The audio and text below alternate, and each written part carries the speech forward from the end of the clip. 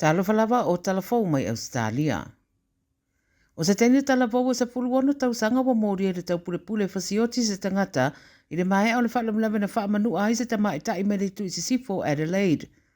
O ne na a fia fast food whatau sanga na matua, whaero e tinga aina manu anga ina wataunu wasuru vanga o soswani whaavave i Marion Road i le whae tūrea i le a wharevalu le pōna pō. Na whaavave atua i le wharemai mō tongu pitinga. Na whaia sa i ringa neo le no whanga lea mawai po e nai ma le teine Tala Fou lea se furu ona tau sanga mai Brooklyn Park. Pai mai leo ma sani tene titi lea i le ua a fia ma ua mōria nei le tau pule fasioti o lea soe tura i le whamsinonga i Port Adelaide.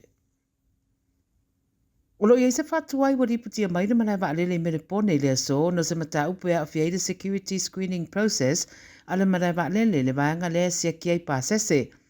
Wai mai ripote iei se pasese na saidia ma toe whaia le siaki lea ina ua sao mapasi e se mai ma skula ati a ele i whaia le siaki.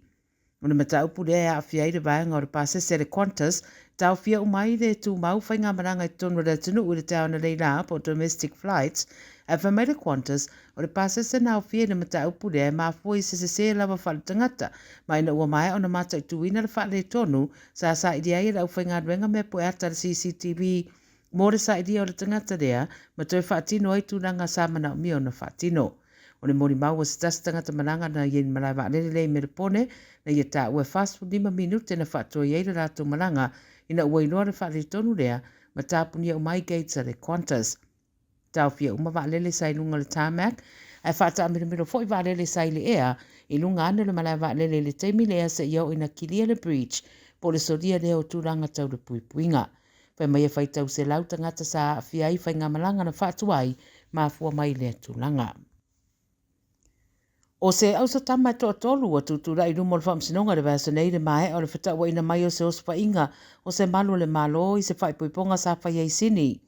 Wala wane leo le whaitani malo le Sheraton Grand Sydney i Hyde Park i le o ngāta tonu le ai i le vaveao ma whai mai ei mara suenga li putia le 9 News o le ri e swafa ia Richard Boo Elias ma ona uso o Leon Makalet na o fia i se vevesi na whai ei te tonu le whaitani malo mai uina o ane i whafo i mga ala.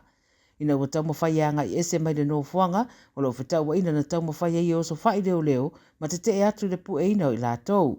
Na whaonga ai se tasi o manu le malola na teiza ma pu eina i loa le tolu lea o le ri e ngoi ia Richard lea i titi ei le auso lea o ia lea o tua ia le whao lima i le leo ma le whao o manua foi. O isi o na uso mātutua e whasu tonu ma le whasu fitu tūsanga o mōria le whao o lima i leo ma avena atu le malo na awhia i le St. Vincent's Hospital mō tongu fitinga o whaasolo i na manuia. Nea so ruas whawha le māsina nei e toi wala awai le mataupu lea i le whamsinonga. Na umi se taimi o whaatau tutu leo ma se ali isa sa idia le tui mātua Brisbane, ma le whamtaranga mai leo whapea tolu sanga le tangata lea na mawatu se unit i Nunda po le lata le whaera whia whenanafi, ai umi se taimi na whaatau tutu wai whaatoanga i ane i whafo. Tā ua leo lea tangata sa mana o mia o na oana sori ngā tū la fono e au fia ia upenga, ma isi sori ngā tū la fono, ma o le te o le se furulua le pōna pō whato a mai aila lātou mata upu, ma pu e nai loa le alii. O lo iei fo i seisi mata upu whapea o lo liputia mai le o ngā tutonu ngā le mua Brisbane, a lo whatadia i se ripoti la tamai leo. Ma le tala muli, wanga wa anei tangata umo Queensland e whaitu i pui o le flu e unoma se tutongi, i se tau mawhainga le stete ma le whainga malo, e whai titia a fianga o le vairusi o pepesi a fia te rei le whanau. O le tene titi se furutasi tau sanga ma le Sunshine Coast na umaro na ola le influenza B, ma le toa tere o tamaiti Queensland o lo tau fia i wharemai, taru mai le amatanga o le nei masina.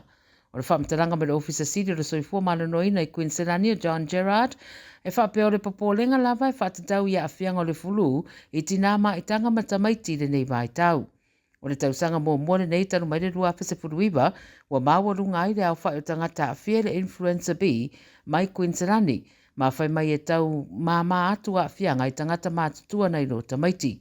O lea la ua ofo ina le soifua malanoina le whaia fua o tui pui o le fulu ia malu pui ai tangata uma o wawhai mai a lātou e le iloa lava le anga i atu le numanai ma a fianga o nei tu ai ngā vai rusi.